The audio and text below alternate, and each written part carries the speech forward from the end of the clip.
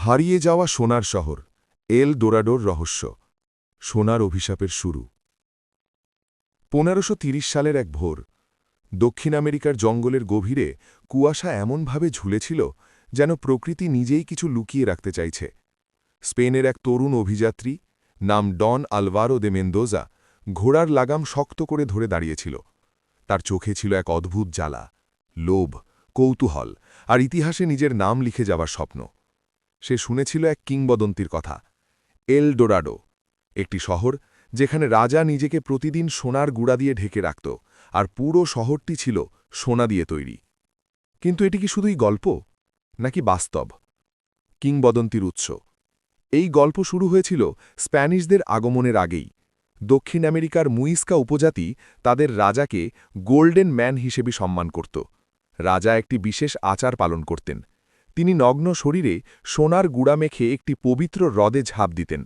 এই হ্রদের নাম ছিল লেক গুয়াতাভিতা এই আচার দেখে স্প্যানিশরা বিশ্বাস করে ফেলল এটি কোনো একক আচার নয় বরং একটি পুরো সোনার শহরের অস্তিত্বের প্রমাণ এভাবেই জন্ম নিল El Dorado the city of gold Spanish লোভের আগুন স্পেন তখন নতুন পৃথিবীতে নিজেদের শক্তি বিস্তার করছে সোনা মানেই ক্ষমতা রাজত্ব আর ঈশ্বরের আশীর্বাদ ডন আলভারো শুধু একজন অভিযাত্রী ছিল না সে ছিল একজন সৈনিক যে ইতিমধ্যেই ইনকা সাম্রাজ্যের ধ্বংসের গল্প শুনেছে সে জানত যদি এল ডোরাডো সত্যি হয় তাহলে এটি হবে মানব ইতিহাসের সবচেয়ে বড় আবিষ্কার জঙ্গলের ভেতরের অন্ধকার তাদের দল ছিল ২০০ জনের কিন্তু জঙ্গলে ঢোকার পরই শুরু হল প্রকৃত যুদ্ধ বিষাক্ত সাপ অজানা রোগ খাবারের অভাব আর ভয়ঙ্কর উপজাতিদের আক্রমণ প্রথম সপ্তাহেই তারা হারাল ৪০ জন মানুষ এক রাতে আগুনের পাশে বসে এক বৃদ্ধ গাইড বলল এই জঙ্গল শুধু গাছ আর নদী না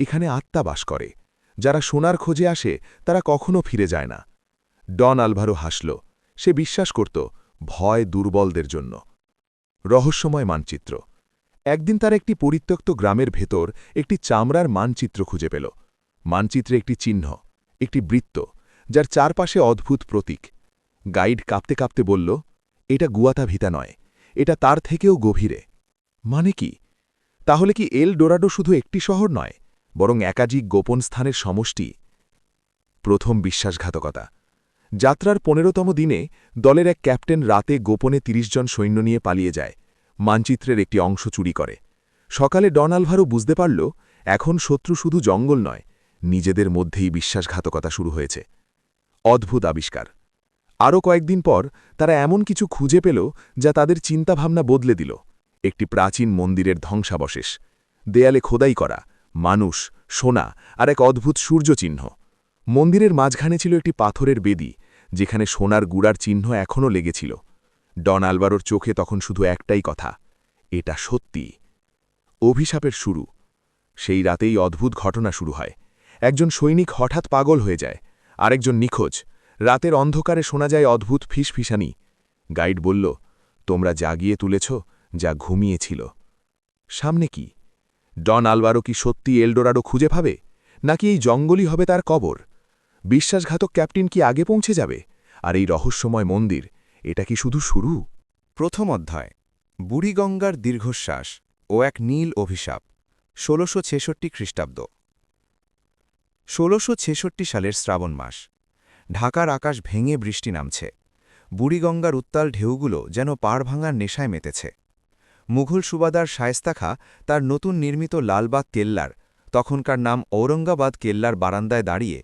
অন্ধকারের দিকে তাকিয়ে আছেন তার হাতে একটি ছোট মেহগনি কাঠের বাক্স ভেতরে মখমলের কাপড়ে মোড়ানো সেই পাথর আসমানি তাকদীর ১.১ পাথরের উৎস ও কিংবদন্তি গল্পের তথ্য অনুযায়ী এই পাথরটি এসেছিল গোলকোন্ডার খনি থেকে এটি সাধারণ নীলকান্ত মণি নয় এর ভেতরে তাকালে মনে হয় যেন জীবন্ত এক আকাশ মেঘে ঢাকা পড়ে আছে কথিত আছে পারস্যের এক দরবেশ এই পাথরটি সুবাদারকে উপহার দিয়ে বলেছিলেন সুবাদার সাহেব এটি বিজয়ের প্রতীক কিন্তু এর শীতলতা হৃদয়ের উষ্ণতা শুষে নেয় এটি যার ললাটে বসবে তার সাম্রাজ্য বাড়বে কিন্তু তার রক্ত হবে বিষাক্ত শায়েস্তা খাঁ পরপর ৩টি পুত্র সন্তানকে হারিয়েছেন তিনি এখন বিশ্বাস করতে শুরু করেছেন এই পাথরটিই হয়তো তার বংশের অমঙ্গলের কারণ অথচ সম্রাট ঔরঙ্গজেব দিল্লি থেকে বারবার পরোয়ানা পাঠাচ্ছেন বাংলার সমস্ত দুর্লভ রত্ন যেন তোষাখানায় জমা দেওয়া হয়।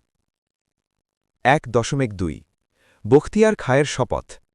সুবাদারের খাস কামরায় প্রবেশ করলেন সেনাপতি বখতিয়ার খাঁ। লম্বায় 6 ফুট, চওড়া কাঁধ, আর চোখে যুদ্ধের ক্ষিপ্রতা। জাহাপনা, আমায় ডেকেছেন? শায়েস্তা খাঁ ঘুরলেন, তার চোখ লাল। বখতিয়ার, মগ জলদস্যুরা চট্টগ্রাম থেকে সন্দ্বীপ পর্যন্ত দখল করে নিয়েছে। তারা আমাদের নৌবহর পুড়িয়ে দিচ্ছে। আমি চাই তুমি কাল ভোরই নৌবাহিনী নিয়ে রওনা দাও, কিন্তু তোমার আসল মিশন যুদ্ধ নয়।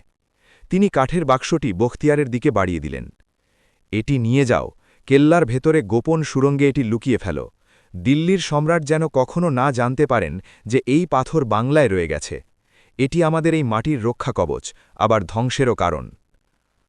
বখতিয়ার যখন বাক্সটি নিয়ে কেল্লার অন্ধকার করিডোর দিয়ে যাচ্ছিলেন, তখন দেওয়ালের আড়ালে দাঁড়িয়েছিল একজোড়া ধূর্ত চোখ। তিনি মির্জা ইশতিয়াক, সুবাদারের রাজকোষের হিসাবরক্ষক এবং দিল্লির সম্রাটের গোপন চর। ইশতিয়াক জানতেন এই পাথরটি হাতে পাওয়া মানেই দিল্লির দরবারে নিজের জায়গা পাকা করা। সেই রাতেই তিনি মগ জলদস্যুদের এক গুপ্তচরকে খবর পাঠালেন, মুঘলদের বড় রত্নটি কেল্লার বাইরে যাচ্ছে, পথেই সেটি কেড়ে নিতে হবে। 2 অধ্যায়, ধলেশ্বরীর তীরে রক্তক্ষয়ী সংঘর্ষ। বখতিয়ার খাঁ 3টি ছোট ছিপ নৌকা নিয়ে রওনা দিলেন। বৃষ্টির কারণে নদীতে কুয়াশাচ্ছন্ন অন্ধকার, কিন্তু ধলেশ্বরী আর বুড়িগঙ্গার মোহনায় আসতেই হঠাৎ চারপাশ থেকে মগদের দ্রুতগামী জলবা নৌকাগুলো ঘিরে ধরল। ঐতিহাসিক তথ্য: মগ এবং পর্তুগিজ জলদস্যুরা সেই সময় বাংলার নদীপথে ত্রাস সৃষ্টি করত। তাদের নৌকোগুলো ছিল মুঘলদের বড় জাহাজের চেয়ে অনেক বেশি গতিশীল। বখতিয়ার গর্জে উঠলেন, তলোয়ার বের করো, এই পাথর যেন শয়তানদের হাতে না পড়ে। শুরু হলো এক বিভীষিকাময় লড়াই। বৃষ্টির ঝাপটায় চোখের পানি আর রক্ত মিলেমিশে একাকার হয়ে যাচ্ছে। বখতিয়ার দেখলেন তার নৌকার মাঝিরা এক এক করে ঢলে পড়ছে। ঠিক সেই মুহূর্তে তিনি একটি চরম সিদ্ধান্ত নিলেন। তিনি পাথরটি তার কোমরের বেল্টে বেঁধে নদীতে ঝাঁপিয়ে পড়লেন। সবাই ভাবল বখতিয়ার ডুবে মরেছেন, কিন্তু তিনি বেঁচে রইলেন এক অদ্ভুত কৌশলে। একটি পচা কাঠের গুড়ি ধরে তিনি ভেসে চললেন ভাটির দিকে। পাথরটি তার শরীরের সাথে লেগে থেকে এক অদ্ভুত নীল আভা ছড়াচ্ছিল, যা কেবল অন্ধকারের প্রাণীরাই দেখতে পাচ্ছিল। 1857 সময়ের লিপান্তর, গল্পের মূল মোড়। গল্পটি এখন লাফিয়ে চলে আসবে প্রায় 200 বছর পর। ঢাকার অলিগলিতে তখন ব্রিটিশ বিরোধী সিপাহী বিদ্রোহের আগুন জ্বলছে। চরিত্র পরিচিতি: আরিয়ান খান। আরিয়ান একজন শিক্ষিত যুবক যে সিপাহীদের মধ্যে গোপনে স্বাধীনতার মন্ত্র ছড়াচ্ছে। তার কাছে রয়েছে একটি পুরনো তামাটে পাণ্ডুলিপি, যা তার পূর্বপুরুষ বখতিয়ার খাঁ লিখে গিয়েছিলেন। সেখানে লেখা আছে, যখন বাংলার আকাশ কালো মেঘে ঢাকা পড়বে এবং সাদা চামড়ার বণিকরা এই দেশ গিলে খাবে, তখন ফিরে আসবে আসমানি তাকদীর। তবে সেটি রত্ন হিসেবে নয়, বরং বিপ্লবের অগ্নিশিখা হিসেবে। আরিয়ান লক্ষ্য করে ব্রিটিশ কর্নেল উইলিয়াম স্লিম্যান পাগলের মতো ঢাকার পুরনো কেল্লাগুলোতে খনন কাজ চালাচ্ছেন। কর্নেল কোনো সোনার সন্ধানে নেই, তিনি খুঁজছেন সেই নীল পাথরটি। কারণ ব্রিটিশ রাজপরিবারের জ্যোতিষীরা বিশ্বাস করেন এই পাথরটি লন্ডনের টাওয়ারে না পৌঁছানো পর্যন্ত তাদের রাজত্ব সম্পূর্ণ হবে।